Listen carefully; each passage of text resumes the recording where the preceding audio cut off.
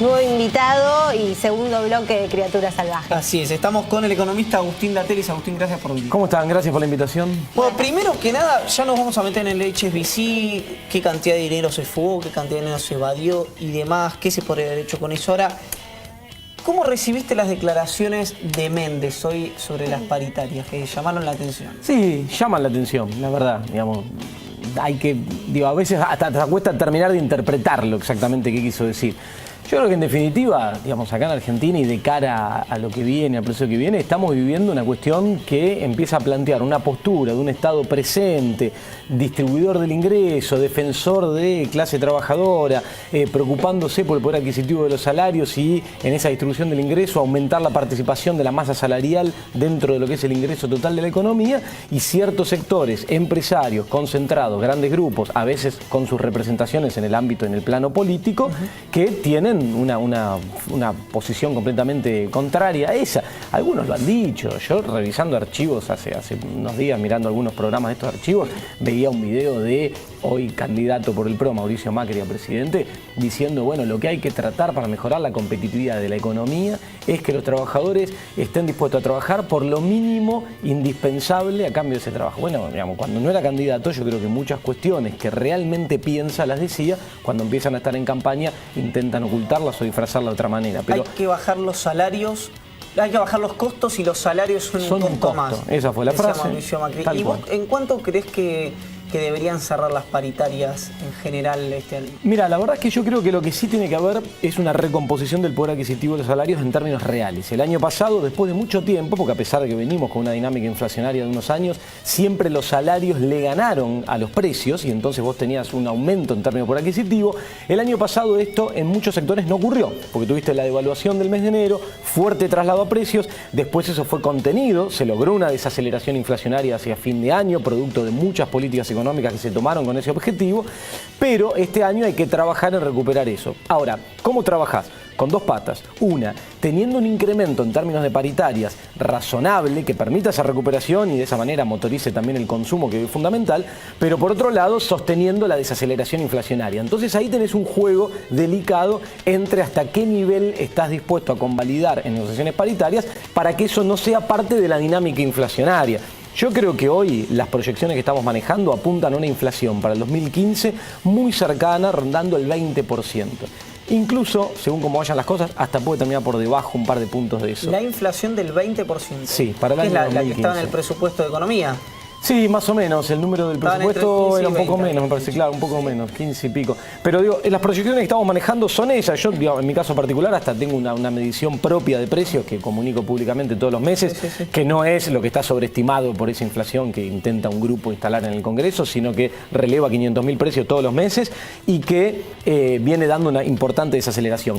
En ese escenario, yo creo que tenés que cerrar negociaciones paritarias en torno al 25-26%, que te va a reflejar un aumento del poder adquisitivo este año y a compensar en algunos casos parte de la pérdida del otro, del año pasado, ¿no? Agustín, hablabas de este 20%, pero UTA y bancarios pretenden negociar por un 40%. ¿Es imposible eso? Sí, no, es imposible, es una locura y aparte me parece a mí que ciertos sectores obviamente pujan por su propio interés. Cuando vos administrás la política macroeconómica tenés que mirar el beneficio del conjunto, el equilibrio macroeconómico con todo lo que eso implica.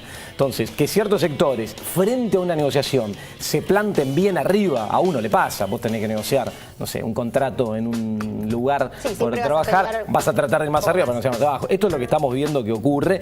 Me parece que están siendo... Una diferencia abismal. Sí, me parece que están siendo desbordados en el pedido, considerando además, no podemos perder de vista, que es un año electoral y que a veces esas posturas tienen cierta intencionalidad de fondo más vinculada a cuestiones políticas, digamos, no solo a la cuestión económica y al número final. De todas formas, no pensemos que puede cerrarse en esos niveles porque sería una locura, sería algo que lo único que haría es, en vez de avanzar en este proceso de desaceleración inflacionaria, empezar a complejizarlo nuevamente. Ahora, Agustín, el año pasado cerraron más o menos, promedio en 28%. Sí. Las paritarias, la inflación fue piso 2, 3, 4 puntos porcentuales más que eso. Sí, Si este año, ¿no te parece difícil que baje de 32, 30, si querés, yo te doy mi número, a mirá. 20? El año pasado, bueno, el promedio sí fue 29, Sí, exactamente. 29, sí. Mi número de inflación el año pasado, diciembre de 2014 contra diciembre de 2013, fue 33,5. O sea, Claro. estamos hablando de 4 puntos y medio por encima. Yo creo que este año sí es posible desacelerar a 20, porque la verdad es que la tendencia viene siendo muy hacia la desaceleración y se han logrado contener focos de incertidumbre que te generaba inestabilidad el año pasado, por ejemplo, el cambiario. Sí, Claro. de una manera muy exitosa. Y aparte, esto tengámoslo en cuenta. Vos fíjate que estamos logrando en Argentina desacelerar la inflación a la vez que se reactiva la actividad económica. Porque el año pasado, consecuencia de la devaluación del mes de enero y de un montón de voceros con los cuales me tocó debatir el año pasado en varias oportunidades, voceros, economistas de algunos grupos a los que representan, que salieron a instalar la idea de que el dólar iba a valer 20 pesos a fin de año y todas esas cosas que después nunca terminan ocurriendo, por suerte, porque se toman medidas para que eso no ocurra, ayudaron a una contracción de la actividad económica, porque si vos estás convencido de que eso va a pasar con el tipo de cambio, postergás tus decisiones de consumo, postergás tus decisiones de inversión, decís, no, espero y me resguardo en el dólar, porque si este tipo tiene razón, gano ahí y me quedo más protegido. Y además, eso tiene un traslado a precios, porque también muchos formadores de precios miran el tipo de cambio, creen que va a pasar eso y se empiezan a cubrir y a especular con esa Y situación. quedó todo medio parado. Eso quedó parado y hoy se está logrando con mucho éxito desacelerar fuertemente y además reactivar la economía. Y fíjate un dato que es muy importante, que lo marco por estos días. Hoy Brasil está teniendo una situación que para la economía argentina sería la tormenta perfecta. Recesión en materia económica, devaluación del tipo de cambio. En cualquier momento que revises de la historia reciente, esa situación te hubiera generado acá una crisis, pérdida de puestos de trabajo, problemas en el mercado cambiario, presión inflacionaria. Nada de eso hoy ocurre. ¿Por qué no ocurre? Porque se eligió desde hace ya casi 2 años, previendo que esto iba a ocurrir, fortalecer el mercado interno. Y a la vez desacelerar la inflación con medidas innovadoras, que no son las políticas de ajuste que exigían de sectores de la oposición. ¿Se acuerdan? Decían, hay que frenar el ritmo de emisión monetaria, recortar el gasto público, que hubiera sido más recesivo. Hoy se trabaja sobre la inflación, estudiando las cadenas de valor, con programas como el Precios Cuidados, que justamente hoy vimos un anuncio de parte del ministro donde se incorporan nuevos productos. Plan que funcionó. Funcionó, sirve como precios, como un conjunto de precios de referencia. Yo la verdad que funcionó muy bien. Cuando empezó Precios Cuidados, yo me acuerdo, se lo dije a Augusto Costa en la radio en su momento, me parecía un parche, absolutamente un parche, algo que no iba a funcionar. Espero no sacarlo por los próximos 4 años para que no me la facture.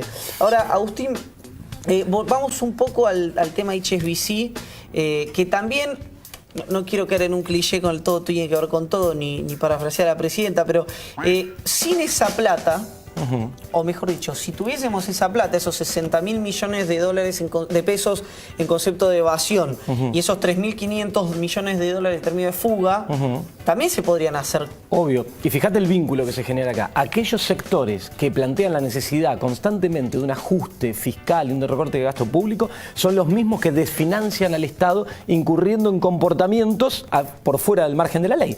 Porque lo que ocurrió acá es gravísimo. Hay una comisión bicameral estudiándolo. Lo que ocurrió acá no es solo un conjunto de argentinos que evadió los impuestos, que fugó capitales, que genera otro problema, que es el tema de la restricción externa. Cuando dicen hay escasez de divisas, el problema de la energía, bueno, hay escasez de divisas en parte porque fugaron capitales. La gravedad de este hecho es que grupos, en este caso bancos, grupos de grandes grupos financieros concentrados internacionales, tenían armadas estructuras, y tienen armadas estructuras, quizá ahora en Argentina en menor medida por lo que está pasando, muy complejas, con profesionales abocados a justamente actuar en pos de esto, en tomar cuentas de clientes que tienen capacidad de ahorro y no asesorarlos para realizar inversiones en Argentina, transferir eso a través de diferentes herramientas a la inversión productiva. No, asesorarlos de una manera muy compleja y con mucho dinero puesto en eso, a que saquen plata del país, a que mantengan estructuras que le permitan evadir impuestos. Es gravísimo. Bueno, y el impacto fiscal es muy claro, las considerable. arcas del Estado. Hay un dato más que me decía un especialista en mercado financiero, que es, esto fue en Ginebra, ¿no? Esto, las cuentas creo que era en Ginebra, la sucursal de Ginebra, me decía, en la de Nueva York, esto pasa igual y que no nos vamos a enterar nunca, pero seguro hay más cuentas, más plata, obvio, más evasión, más fuga, que no es simplemente una foto de Ginebra, del HSBC, sino que además hay otra cosa, volviendo a la foto. Sí es una foto en términos de que es el 2006. Claro. No sabemos qué pasó en 2007, 2008, 2005, 2004. No sabemos qué pasó después. Sí. Y aparte es una práctica en el mercado de capitales, en el mercado financiero, digo, uno conoce por la actividad de todos los años que uno tuvo el mercado financiero más en detalle. Es una práctica que está muy arraigada y en todo el mundo. Ahora surge por esto. Acordate que hace unos años acá hubo un arrepentido argentino, Hernán Arbizu, del JP Morgan. Que ha estado acá en el programa. Bueno, del JP Morgan, que él denunció en su momento, y hay personajes conocidos por todos con cuentas muy millonarias ahí. Entonces, es una práctica que está instalada sobre la cual hay que trabajar. Porque vos fijate, ¿cómo se frena esto? bueno, hay que, primero, el rol de esta comisión bicameral, la investigación es muy importante porque tiene que llegar a las últimas consecuencias. En principio, lograr que todas estas personas tributen lo que corresponde por los años que evadieron impuestos, que logren repatriar esos capitales. Obviamente que algunos van a decir que ahí ya no están, que ahora están en otro lado, pero que logren repatriar esos capitales. Y además dejando claro algo, si yo por X motivo deseo tener mis ahorros en otro lado, en otra moneda, lo quiero tener en rublos en Rusia, porque está bien, estoy en condiciones de hacerlo, pero lo tengo que declarar, tengo que salir formalmente y tengo que tributar como corresponde, donde corresponde. Nadie está limitando la cuestión de las decisiones propias de cada uno. Lo que está diciendo es hagan las cosas como corresponde, porque si no es fácil después criticar, pedir política de ajuste, si uno mismo, ese que está teniendo ese tipo de actitud, es responsable de esto que está pasando. Eso es lo que estamos planteando. Yo creo que hay que avanzar en eso y esto tiene un vínculo muy fuerte con lo que está pasando con los fondos buitre. Fondos buitre, banca privada de estos bancos, son dos cuestiones que se manejan muy en paralelo y muy de cerca y que tienen un accionar bastante parecido de alguna forma y que son todos producto de la desregulación del sistema financiero durante las décadas de los 70, 80, 90 y 2000 hasta que explotó en el mundo la crisis del año 2008. Ahí se abordó la cuestión de la regulación financiera como un problema y la Argentina lidera esto en el plano internacional. La Argentina va a los grandes foros de discusión en el mundo liderando la agenda en materia de regulación financiera y por eso la disputa con los fondos buitres es muy importante a pesar de la irresponsabilidad de candidatos que dicen hay que ir y pagar con una visión completamente obsoleta que remite al consenso de Washington. Ahora, ¿no te parece que después de la caída de la Rufo, que no sé, por acá no nos acordamos de nada, ¿no? Pero recordemos que había un argumento del gobierno que era no podemos arreglar, que era lógico, por una cláusula que se había puesto en la reestructuración de la Bania, creo que había sido en 2005. Claro, en aquel la Rufo, momento, sí.